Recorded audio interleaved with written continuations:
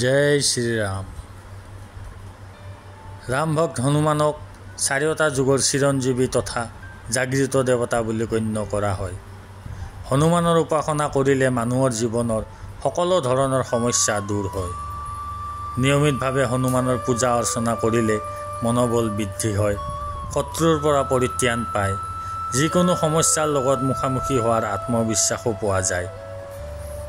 আৰু ভূত পিশাচ তন্ত্ৰ মন্ত্ৰ আদিৰ প্ৰভাৱেও কোনো ধৰণৰ ক্ষতি সাধন কৰিব নোৱাৰে।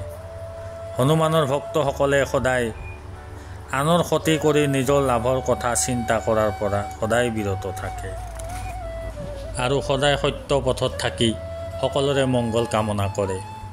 বিশ্বাস কৰা হয় যে হনুমানৰ পূজা অৰ্চনা কৰিলে সকলো দেৱী দেৱতা প্ৰসন্ন হয়।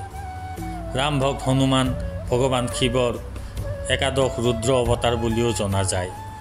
হনুমানক প্ৰসন্ন কৰিবলৈ হ'লে প্ৰথমে প্ৰভু শ্ৰীৰামৰ ভক্ত হোৱাটো অতি আৱশ্যকীয়।